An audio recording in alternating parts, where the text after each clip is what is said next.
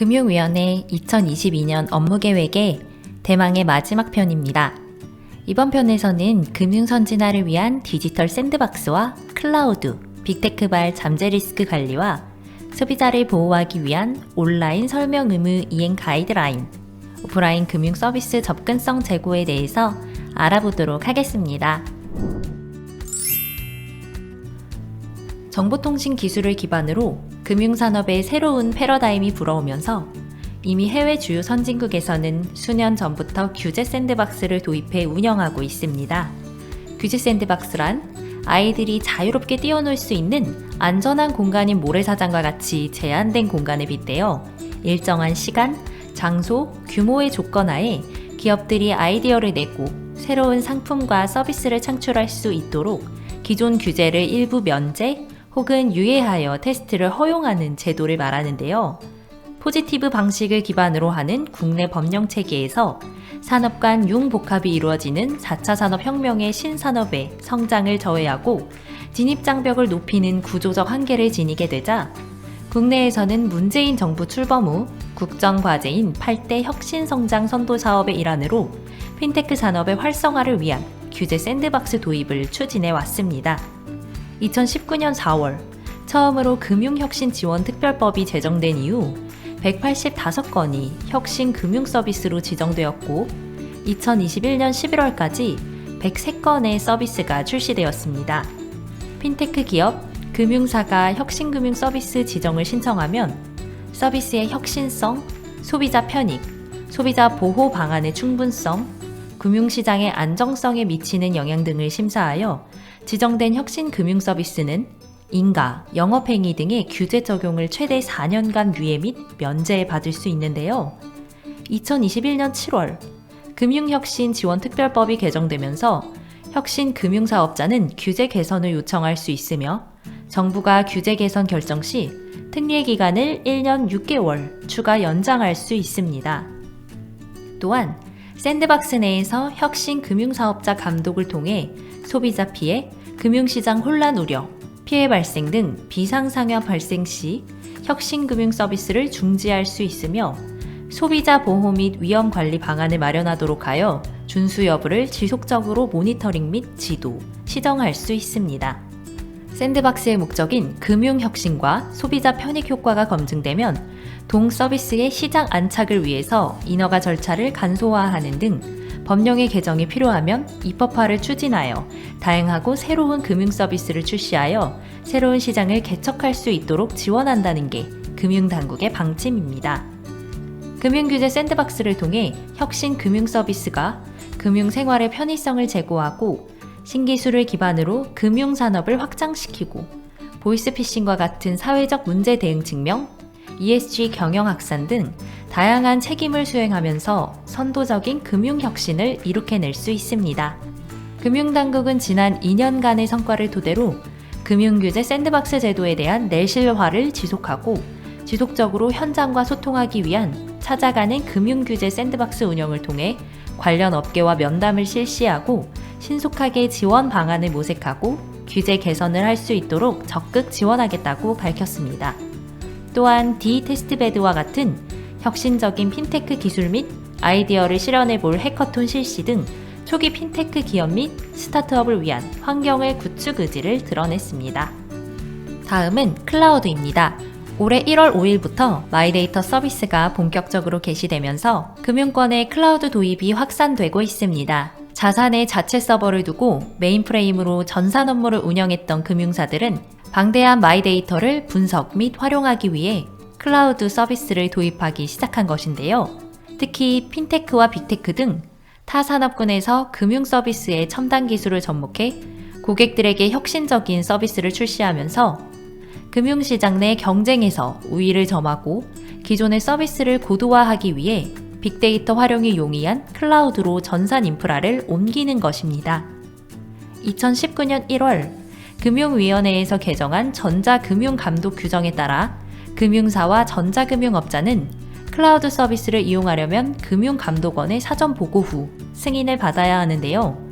업무의 중요도, 업무 연속성 계획 및 업무 위수탁 운영, 안정성 확보 조치 방안 등의 사전 준비를 거치고 각종 보고서류를 구비하여 승인을 받아야만 클라우드 서비스를 이용할 수 있는 것입니다. 복잡하고 까다로운 절차와 각종 자료 작성에 대한 부담 등을 완화하기 위해 클라우드를 이용할 금융사는 사후 보고를 할 수 있도록 완화하는 방안이 검토됩니다. 물론 마이데이터 중개기관 플랫폼이 클라우드를 통해 제공될 예정으로 전 금융사들은 금융감독원에 클라우드 이용 보고를 마쳤으나 향후 필요한 사업에 클라우드를 적용하기 위해 제도가 완화되면서 클라우드를 쉽게 이용할 수 있는 환경이 구축될 수 있습니다. 개정된 전자금융감독 규정에 따라 클라우드 컴퓨팅 서비스 제공자와 계약 관계에 있는 금융사 및 전자금융업자는 클라우드의 안전성에 대해서 점검, 건전성 및 안정성 평가를 수행하고 있습니다. 금융사는 사용을 목적으로 한 상용 CSP 클라우드 컴퓨팅 서비스의 모델 및 구축 모양과 관계없이 서버, 네트워크 장비, 가상 환경, 물리적 시설 등 관련 자산을 모두 평가합니다. 최초 도입 시 혹은 도입 3년 경과 후 실시하는 종합평가와 연 1회 실시하는 정기, 미진한 평가 항목을 재확인하는 확인평가로 금융사가 CSP 사업장에 직접 방문하기도 합니다. 관리적 보호 조치와 추가 보호 조치에서도 국제 보안 인증을 획득한 사업자에 대해서도 보호 조치를 위해 장시간의 평가 절차가 소요되는데요. 실운영에서 서비스 문제 여부를 판단하기 위한 과정으로 클라우드로 이전할 때마다 모든 CSP는 금융사마다 평가를 받아서 평가서를 제출해야 했습니다. 이에 따라 금융감독원은 직접 감독, 검사권을 확보한다는 방침입니다. 클라우드 서비스 확대에 따라 발생할 수 있는 리스크에 대해 금융감독원이 직접 감독하고 이를 위해 필요한 관리를 시행하게 되면서 업무 위탁을 통한 클라우드 서비스의 보안이 강화될 것으로 보입니다. 국내에서 카카오, 네이버 파이낸셜 등 디지털 기반 플랫폼으로 시장을 선점하고 있는 빅테크 기업들은 금융혁신의 정책 기조하에 지급 결제부터 은행, 증권, 보험 등 다양한 금융업권에 진출하고 있습니다. 네트워크 효과로 인해 증가한 고객 데이터를 기반으로 단일 플랫폼 안에서 금융 소비자의 편익을 고려한 서비스가 가능해지고 ICT 기술을 기반의 서비스로 확장되는 등 빅테크발 금융 서비스의 이용자가 지속적으로 증가하고 있는데요.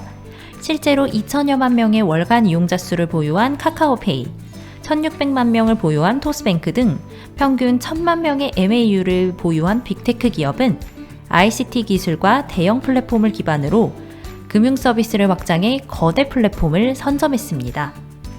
그러나 빅테크와 금융회사 간의 규제 격차로 인해 발생하는 리스크에 대한 우려의 목소리가 나오고 있는데요.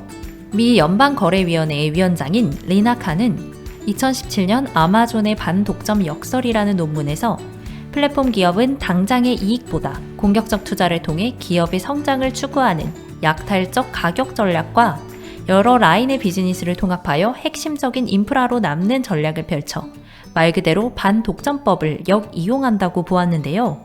미국의 빅테크 기업들은 지난 20여 년간 다양한 분야의 기업을 대상으로 인수합병을 실시했고 그 결과 나타난 빅테크 쏠림 현상은 시장 내 경쟁을 제한시킨다는 점에서 플랫폼 반독점 법안을 도입했습니다. 실제로 국내에서도 전통적인 금융사보다 빅테크 기업이 진입, 건전성, 영업행위 등의 낮은 규제를 적용받고 서비스를 제공하면서 불안전 판매 및 불공정거래의 위험이 증가할 수 있다는 문제를 지적받아 왔습니다. 이에 따라 금융당국은 빅테크의 영업행위의 규제를 강화하고 빅테크의 내외부 리스크 그룹으로 전이되는 동방부시를 사전에 방지하기 위해 현재 금융복합기업 집단감독법을 통해 빅테크 기관의 규제를 검토하고 있습니다. 영업에 대한 규제를 적용받지 않는 빅테크 기업의 경우 금융업을 영위하는 자회사를 설립하거나 제휴를 통해 선불 충전이나 결제계좌 상품을 출시하고 지급수단을 CMA와 연결하거나 펀드 자동투자 서비스를 제공하는 등 단기 자금 시장의 변동성을 심화시킬 우려 때문인데요. 이로 인해 빅테크가 금융상품을 판매하기 위한 주요 채널이 될 경우 제3자 리스크가 발생할 가능성이 있어 이로 인한 리스크가 금융회사로 전이되지 않도록 해야 합니다. 또한 시장에 대응하기 위해 금융사 역시 높은 금리의 수신 상품을 제공하는 등 자금 조달의 비용이 증가하면서 수익성을 보전하기 위한 상품들이 출시되는 등 금융 안정성이 위협될 수 있다는 점에 대해 공정한 경쟁의 취지에 맞는 금융 혁신이 이어져야 합니다.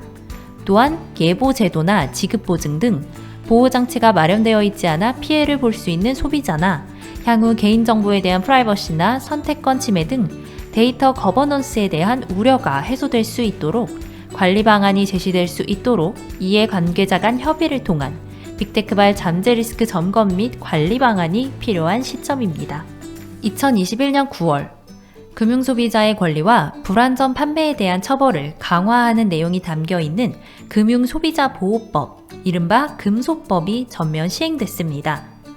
6개월간의 계도 기간에서 일부 상품에 적용되었던 적합성 원칙, 적정성 원칙, 설명 의무, 불공정 영업행위 금지, 부당권유행위 금지, 허위 과장 광고 금지의 6대 판매 규제가 모든 금융상품으로 확대 적용되는데요. 이에 따라 금융사는 금융상품 판매 시 소비자의 재산 상황, 거래 목적, 투자 경험 등을 확인하고 고객에게 적정한 상품을 권유하고 수익 변동 가능성 등 중요 사항을 설명할 의무를 져야 합니다. 판매 원칙을 어길 경우 고객이 위반 사항을 인지한 날로부터 1년 이내 또는 계약일로부터 5년 이내 위법 계약 해지권을 행사할 수 있으며 금융사가 규제 위반 시 관련 수입의 최대 50%까지 징벌적 과징금을 부과하는데요. 또한 소비자가 금융상품에 가입 후 계약을 파기할 수 있는 권리인 청약 철회권을 7일 이내에 행사할 수 있으며 분쟁 조정, 소송 등 대응을 위해 금융사의 자료 열람을 요구할 수 있는 권리가 신설되면서 금융권 일각에서는 영업 위축을 우려하기도 했습니다. 이에 따라 금융당국은 후속 조치로 금융상품 설명 의무의 합리적 이행을 위한 가이드라인을 마련했습니다. 계도 기간 내 상품을 판매하는 현장의 실태를 분석한 결과 투자성 상품에 대한 판매 시 관련이 없거나 중복되는 설명이나 과도한 업계 전문 용어로 구성된 설명 내용으로 인한 소비자 부담, 소비자의 거래 경험과 상이한 이해도 수준에 따라 설명해야 하는 내용에 대한 법령상 불명한 근거 등의 문제가 나타났는데요. 이를 해결하기 위한 설명 의무 가이드라인의 주요 내용으로 금융당국은 하나의 금융상품에 대해서 금융소비자보호법 및 자본시장법상 설명사항을 통합 및 정리하여 소비자와 판매업자의 과도한 부담을 줄이고 법령에서 정하지 않은 설명 의무의 이행 범위는 소비자의 정보 수용 능력에 따라 판매업자가 필요시 자율적으로 설명할 수 있습니다. 설명 의무의 합리적 이행을 위해서 반드시 설명해야 하는 금소법상 핵심 설명서를 제외하고는 설명의 정도, 방식은 자체적으로 마련한 기준을 통해 조정할 수 있으며 이때 AI나 동영상을 활용할 수도 있는데요. 금융상품 직접 판매업자는 자체적으로 마련한 내부 통제 기준에 대한 작성 기준을 마련해야 하며 이때 거래 시 소비자 행태에 대한 실증 자료, 민원, 분쟁, 분석 자료 등의 근거로 해야 합니다. 이와 같은 가이드라인에 대해 금융당국은 금융연구기관 및 금융협회가 협의체를 구성하여 업계 주요 현황, 국내외 실증 연구 결과 및 민원 분쟁 사례 분석 등을 토대로 가이드라인을 지속 보완하는 목적으로 오는 5월까지 가이드라인 개선 권고안을 마련할 방침입니다. 가이드라인의 적시성, 실효성 확보를 위해 매년 5월을 원칙으로 1년에 1회 이상의 가이드라인 개선 권고안을 마련하는 상시 보완 체계를 구축합니다. 또한 금융상품에 대한 설명 효과를 극대화하기 위해 소비자의 금융 역량을 향상할 수 있도록 금융교육협의회 상정을 추진할 계획으로 밝혔습니다. 코로나19 팬데믹으로 디지털 기반 비대면 수요가 증가하고 영업정 방문 인원이 줄자 은행은 인건비와 매장 운영비를 절감하기 위해 이른바 점포 다이어트, 지점 출장소 등 대면 업무가 가능한 유휴 부동산을 처분하면서 몸집을 줄이기 시작했습니다. 금융사들은 저마다 비대면 기술을 기반으로 한 디지털 금융 서비스가 활성화되면서 ICT에 익숙하지 않은 고령층에 대한 디지털 소외가 심화되고 있는데요. 이는 디지털 기기를 활용할 능력이 떨어져 시대에 뒤떨어지는 현상으로 주로 정보 취약계층인 고령층의 디지털 기기 활용 미숙이 높게 나타났습니다. 금융당국은 디지털 양극화가 심화된 상황에서 모든 국민이 차별이나 배제 없이 어플리케이션, 키오스크 등 디지털 기술을 이용할 수 있도록 디지털 포용 사회 구현을 위한 전략으로 오프라인 금융 서비스 접근성을 제고하기 위해 1. 전국 ATM 점포 API 고도화를 통한 정보 제공 확대. 2. 우체국에 대한 업무 위탁 확대. 3. 편의점, 백화점을 이용한 캐시백, 거스름돈 입금 서비스를 활성화할 방침을 내놓았습니다. 우선 전국 ATM 점포 API 고도화를 통한 정보 제공 확대 방안으로 금융당국과 한국은행이 공동으로 하여 은행, 비은행 예금 취급기관 등 38개 기관이 참여해 전국 ATM 및 지점 정보를 제공하는 금융 대동여지도 서비스를 작년 11월에 제공했습니다. 디지털 금융의 확산 속에서 감소하고 있는 ATM, 지점에 대해 소비자들의 금융 접근성을 높이고 금융기관의 ATM, 지점 효율화를 위해 서비스를 제공했는데요. 범금융권의 통합 데이터베이스 정보를 API화하여 구축된 서비스로 현재 어카운트 인포 앱이나 모바일 현금카드 앱에서 이용 가능하며 향후 개별 금융기관이나 지도에서도 이용이 가능합니다. 특히 단순의 위치나 운영시간과 같은 기본 정보 외에 금융소비자에 필요한 수수료 관련 정보나 외국인 근로자 특화 점포 등 개별 ATM 지점의 정확한 특성 정보를 제공하면서 금융소비자들이 편리하게 서비스를 이용할 수 있습니다. 둘째로 금융위원회에서 2021년 업무 계획에서도 디지털 취약계층의 금융 접근성 제고안으로 제시되었던 우체국 제휴은행 간 업무 위탁 확대가 동일한 대책으로 2022년 금융위원회 업무 계획으로 제시되었습니다. 금융감독원에 따르면 2021년 17개 국내 은행의 지점 출장소는 6,183개로 전년 대비 222개가 줄어든 수치이며 작년에도 폐쇄된 점포는 총 304개, 올해 1월에도 최소 72개의 지점이 문을 닫을 예정 등 비대면 거래의 급부상으로 인해 시중은행의 점포 폐쇄 속도가 빨라지고 있는데요. 시중은행이 지방 점포를 축소하면서 특히 지방으로 갈수록 금융 접근성이 낮아진 장년층 고객의 불편을 해소하기 위해 금융위원회는 2020년에 전국에 읍면 단위까지 분포하고 있는 우체국과 업무 위탁을 통해 오프라인 창구를 확보하기 위한 검토 계획을 대안으로 제시했습니다. 현재 우체국과 제휴의 업무 위탁을 실시한 은행은 5개 은행으로 전국의 우체국 점포에서 입출금, 계좌 조회, 수표 지급 등의 자사 금융 서비스를 제공하고 있습니다.